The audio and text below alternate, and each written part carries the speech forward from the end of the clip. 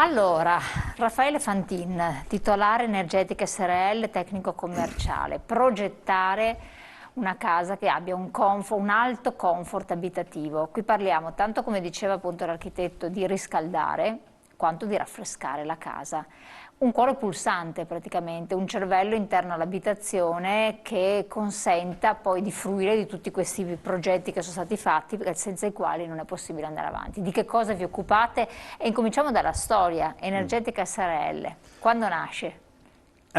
Energetica SRL, se andiamo a vedere quando è stata costituita la società, 15 anni fa. Però la storia di Energetica viene da circa 25-30 anni. Energetica nasce da un mio lavoro di rappresentanza, con molte ambizioni, dove 25 anni fa andavo per cantieri, studi di progettazione, installatori idraulici a proporre due cose che sono storicamente in questo momento di dominio pubblico. Cosa vorrebbe dire? Caldaia a condensazione e immaginiamo 25 anni fa. 25-30 anni fa parlavo di caldaia a condensazione. Una sfida proprio che... È una bella sfida perché l'energia per noi e per Energetica, per me come persona, è un'ambizione, è l'obiettivo, la bolletta. La misuri con la bolletta. Quindi parlare di condensazione, caldaia a condensazione 30 anni fa era quello di migliorare il comparto delle caldaie attuali in quel contesto di circa un 20%, cioè di energia non sprecata, diminuire le bollette di un 20%. E si parlava anche in quel contesto di un'altra bella cosa che è diventata di dominio pubblico, per fortuna, perché insomma certe cose arrivano nella storia e fanno delle cose, migliorano, no? Ed era il pavimento radiante. Quindi consideri che 25 anni fa, 30 anni fa, andavo per cantieri a parlare di pavimento radiante quando avevamo progettisti, architetti e installatori idraulici che non ne volevano sapere, ma avevano i committenti, che sono i primi che hanno proprio i sentori di dire ma forse c'è qualcosa di buono là, e i committenti sì, lo volevano. Io mettevo insieme queste due cose perché condensazione a bassa temperatura, grande prestazione di una caldaia, e la bassa temperatura sull'impianto a pavimento altrettanto, quindi era un binomio che si doveva portare avanti. Infatti nel mercato, se lo guardiamo ora o se lo guardiamo circa un decennio, 6-7 anni fa, era il classico modo per progettare un edificio di nuova costruzione o ristrutturazione che sia. Dopodiché è nata Energetica 15 anni fa per ampliare, cioè dare ancora più spazio a questa grande ambizione dell'energia, e quindi è nata una struttura, siamo organizzati con il prevendita, ufficio tecnico, post vendita, avviamenti, collaudi e via dicendo.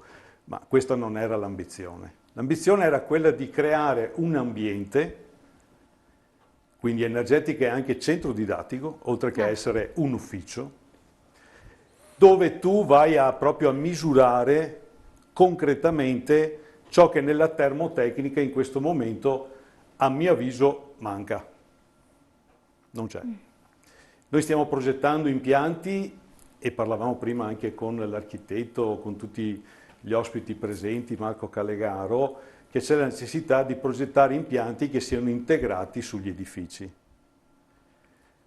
E se noi andiamo a vedere, ci dovrebbe essere, anche se la regia mette in onda, una slide che parla delle strutture e dei serramenti, come è stata l'evoluzione tecnica di quel periodo, no? E di questi due segmenti.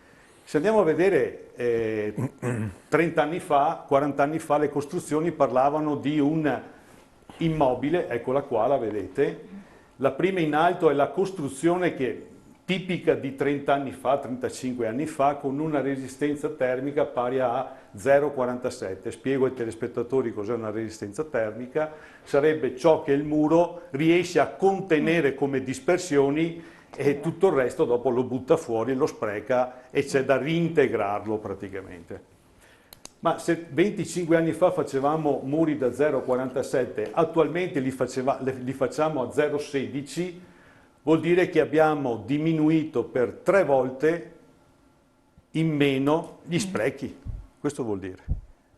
Se guardiamo a destra, sempre per i telespettatori che ci stanno seguendo, le slide del vetro. Siamo partiti da vetro singolo 5 punto qualcosa a un vetro triplo a 0,7.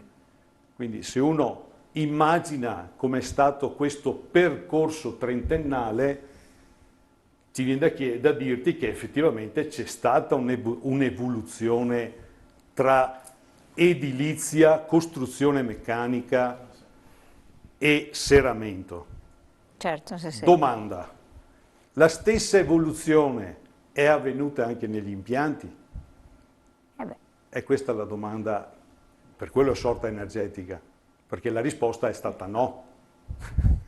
Infatti energetica, il suo centro didattico parla molto di pompe di calore e monitoraggi dei stessi, soffitto radiante, climatizzazione invernale ed estivo da soffitto radiante, controllo dell'umidità e tante altre cose.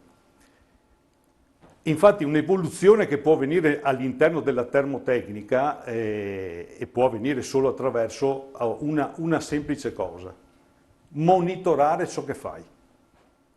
Se la termotecnica, e se ci sono termotecnici che ci stanno guardando, il consiglio che io do anche agli architetti stessi, di andare a verificare lo stato di comfort, che sarebbe nel titolo della trasmissione è abitare meglio, quindi stato di comfort. Come sta il mio cliente dopo aver edificato questo involucro con questi impianti? Punto di domanda. Consumando meno. E qua arriviamo proprio al nocciolo della questione, perché consumando meno vuol dire andare a verificare attraverso controlli o da remoto o farci dare le bollette dal cliente se abbiamo raggiunto questo obiettivo, sì o no. Allora Energetica ha un po' invertito la rotta, monitora da circa un decennio, per vedere se quello che avete applicato. Ma siccome si parla anche di durabilità nel tempo degli interventi, io posso capire quando c'è un Calgario Costruzioni costruirà in un certo modo sulla base di un certo progetto, uno auspica che poi il modo di costruire possa durare nel tempo. Quando parliamo invece, e idem per gli infissi, per carità ci sarà un vetrocamera più o meno e così via, e le coibentazioni. Quando parliamo di queste apparecchiature, qua lei dice caldaia e condensazione, già sappiamo che poi andranno fuori mercato quelle a gas, ci saranno queste nuove caldaie e condensazione ancora in progettazione, eccetera. La durabilità nel tempo, quando parliamo anche di tecnologia, chi è che mi aveva parlato di tecnologia? Lei architetto. Qui è già più difficile perché la tecnologia, penso che voi lo sappiate bene, si evolve costantemente e gli investimenti anche per una banalissima caldaia e condensazione sono molto importanti per il cliente. Certo. Quindi come si coniugano?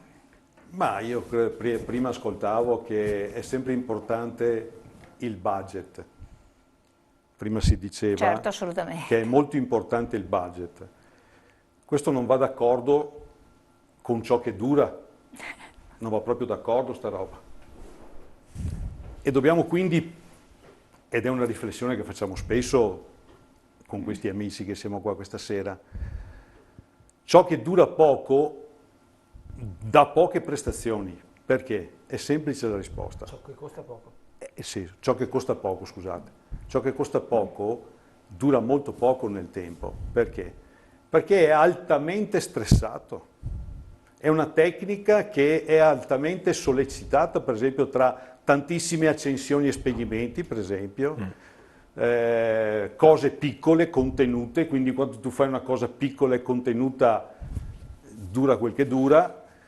Quindi il budget deve sempre quadrare, a mio avviso, se posso, mi collego alla discussione di prima, il budget deve sempre allinearsi con una grande riflessione sulla durata nel tempo di questi prodotti che noi stiamo applicando.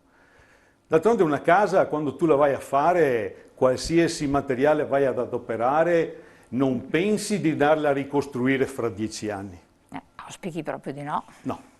Allora, minimo dai una durabilità di questo involucro e quindi questo tuo investimento di una quarantina, cinquantina d'anni. Storicamente è ciclica in questa maniera, insomma, le A ristrutturazioni. meno che in Europa non decidano qualche cosa di nuovo e straordinario. Allora, quando tu metti nel mercato una tecnica nuova, che possono essere anche le pompe di calore o qualsiasi altra tecnica nuova, perché vogliamo fare, non so, i green, gli ecologici e via dicendo, in un contesto nazionale dove effettivamente fino a 10 anni fa non sapevamo neanche cosa fossero, c'è poco da imparare. C'è veramente poco da imparare e poco da scoprire in questa terra nazionale. Infatti noi ci siamo sempre rivolti come Energetica a partner sia di caldaia a condensazione, che la condensazione non è nata in Italia, è nata nel nord Europa. Quindi voi siete consulenti, perché acquistate prodotti non fatti da voi ma fatti da terzi, Certo. scegliendo i migliori prodotti Sì, nel mercato. grazie della domanda. La figura di Energetica chi è e cosa fa?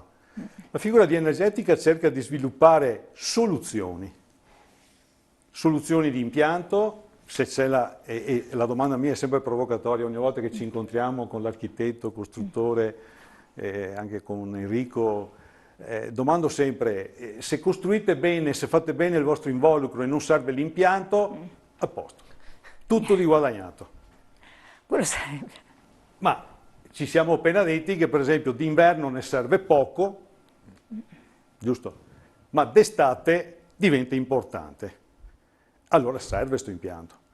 Allora, cosa fa Energetica? Energetica mette insieme un bagaglio di esperienze che proviene da questi monitoraggi, un bagaglio di ricerche anche che proviene da analisi di mercato, dove nasce la pompa di calore per esempio. Non nasce in Italia, nasce nel nord Europa 70 anni fa. 70 anni fa... E quindi noi ci portiamo una roba vecchia? Noi stiamo facendo un po' di confusione, forse fra un decennio saremo in grado di poter dire cos'è una pompa di calore e avremo costruttori italiani in grado di poterlo anche affermare, ma fra un decennio, non ora. Ora siamo un po' all'inizio. Ma adesso, perché la cosa che mi ha lasciato un po' così è il fatto di raffrescare. Io sto pensando alle costruzioni, anche a livello personale, costruzioni di una volta, la casa dei nonni, con questi bei mattoni grandi che erano sassi, case vecchie, sta freschissimi d'estate, tutto sommato d'inverno non si sta male, si dà una riscaldatina perché le pareti sono talmente grosse, ci metti dei buoni infissi e la casa è ipercoibentata. Diceva però c'è il problema di raffrescare, però una casa bella, fatta bene, coibentata, con una muratura adeguata, devo chiedere a lei, anche d'estate non è che non necessariamente deve essere bene aria condizionata, che mi sembra un po', non è neanche troppo salutare.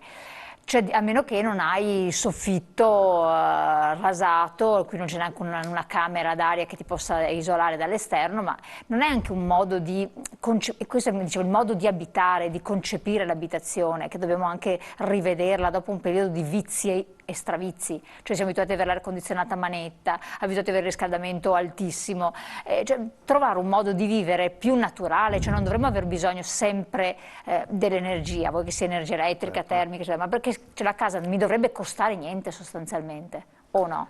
E quindi trovare un sistema anche vostro, intelligente, che possa aiutare in questo senso. No, allora qua ha affrontato più aspetti. Sì, lo so. Uno è molto legato alla cultura. Le case di una volta che avevano i muri pieni di 50-70 centimetri e via dicendo, che erano freschissime, sì, erano fresche, però chi le abitava aveva anche una tolleranza al caldo o una tolleranza al freddo invernale molto diversa dalla nostra. Cioè, erano abituati a stare vicino alla cucina economica, avere 24 gradi e le camere fredde. Erano abituati ad abitare in edifici che avevano anche i 27, 28, 29 gradi, con finestre e porte aperte, un po' di passaggio d'aria, e quella era la climatizzazione. Certo. Boh. Adesso il contesto non è più così. Il contesto, che vi racconto proprio per esperienza nostra, maturata, visto che monitoriamo quasi tutti i nostri impianti, il grado fa la differenza. Cioè, clienti e committenti che se c'è un grado in meno d'inverno siamo vicini al congelamento. Se c'è un grado in più d'estate sta arrivando il Sahara. Cioè è Sì, proprio la cultura e la preparazione, quindi il saper abitare non è solo il saper abitare su dei dati oggettivi rilevati da centraline, numeri, tassi di umidità, ma anche il saperla culturalmente abitare. Se ti metti un maglione in più e se apri un po' di più la casa, magari nel versante dove di solito passa l'aria, quel grado non fa difetto, ma ti toglie un bel po' di spesa energetica dalla bolletta. Certo. Boh, quindi è un discorso legato alle abitudini. Sì, Poi, volevo confermare, sì, Sì. appunto, anche perché siamo chiamati, anche per questo noi, volevo confermare un po' quello che diceva Raffaele, che anche le aspettative sono molto alte delle persone che quello è il problema, vivono infatti. all'interno di questi fabbricati, di queste prestazioni elevatissime, quindi siamo qui anche per questo, no? Per parlare di comfort abitativo. E questo non è semplice in fabbricati dove sono molto isolati, moltissimo isolati, quindi come dire, l'apporto calorico che viene dato a questo involucro edilizio non è così scontato che la soluzione a pavimento possa sempre andare bene, anzi per certi aspetti potrebbe essere anche un aspetto negativo. Infatti volevo un po' collegarmi anche alla questione del budget che parlavamo prima, perché l'aspetto impiantistico è elemento fondamentale per rispettare il budget prefissato. Infatti quello è pesante. E appunto noi come gruppo Callegaro, per coordinare tutti questi aspetti e dover stare Quindi tutti i professionisti che sono qui presenti. insieme a tutti i professionisti e ai progettisti, dobbiamo trovare delle soluzioni, quindi come giustamente diceva prima Raffaele, non bisogna mai cercare di risparmiare nei motori, nelle cose che fanno funzionare nel tempo e che fanno Perché durare devono nel durare, tempo il fabbricato. Ma volevo appunto dare così un ricordo a Raffaele, dove abbiamo iniziato a collaborare insieme circa 15 anni fa, dove avevamo appunto queste sfide da superare, e con le pompe di calore, su un intervento che abbiamo fatto, una ristrutturazione di un fienile, quindi vi lascio immaginare dal punto di vista energetico era un colabrodo, e eravamo partiti con la classica soluzione di pompa di calore e impianto a pavimento, e con Raffaele abbiamo cominciato a studiare se andava bene questa soluzione assieme ai progettisti in questo anche fabbricato che aveva anche un valore così estetico, anche perché l'abbiamo recuperato, cioè non potevamo fare quello che volevamo, quindi avevamo trovato una soluzione, che avevamo spostato l'impianto dal pavimento alla parete. Ecco, io con questo si apre tutto un capitolo, perché secondo me qua diventa interessante. Si apre sia il capitolo budget, quindi come fare, sia il discorso di tipologia di interventi. E lì sì, per chiudere il ragionamento, che lì siamo riusciti non solo a contenere il budget, ma anche a stare sotto a quello che c'eravamo. Infatti qua diventa interessantissimo. Il tempo è volato letteralmente. Sì, lo so che Enrico un pochino vuole fare un intervento, ma siamo proprio fuori tempo massimo. La battuta finale, cosa doveva dire? Parlando di isolamento termico e di grado, mi ricollego a Raffaele, il coibentare le case e garantire il contenimento energetico non è più come una casa di una volta, sì, muri molto spessi ma massivi. La temperatura oggi, con la coibentazione che dobbiamo andare a fare, i 20 gradi sono in tutti i punti della casa, non puntuali e noi due facciamo molti seminari in giro per l'Italia, e quel giorno che mi ha detto Enrico, ma ti ricordi nel 2000 il massimo isolamento termico che davi per le coperture, qual era il 3? E adesso il 20, quindi capisci, no? Che si è ampliato tanti. No, nel piano di ragionamento degli impianti mi ha colpito questa cosa qua. No, assolutamente, dobbiamo ancora parlarne, perché ovviamente qua sono tante cose che stanno emergendo e saranno i temi dei nostri prossimi appuntamenti. Intanto era molto importante conoscere i nostri interlocutori, rivedete la puntata, che così avete modo anche di riflettere, ma soprattutto io direi anche visitare i siti che riguardano le varie aziende che sono partner di questo progetto, Abitare meglio, consumando meno, perché da lì si capisce anche molto. Quindi io vi richiamo e vi ringrazio della vostra partecipazione, l'architetto Ivan Jobstraibiz, il progettista coordinatore del gruppo tecnico Callegaro Costruzioni, grazie di essere stato qui con noi. Grazie a Marco Callegaro, amministratore Callegaro Costruzioni titolare, grazie anche a lei. Alberto Malerba, consulente infissi per abitazioni, direttore tecnico della Malerba Infissi. Raffaele Fantin, tecnico commerciale, titolare Energetica SRL, ed Enrico Scapocchin, titolare Repac. Grazie anche a lei. Grazie. Cari telespettatori, buon proseguimento, buona serata, noi ci rivediamo naturalmente presto.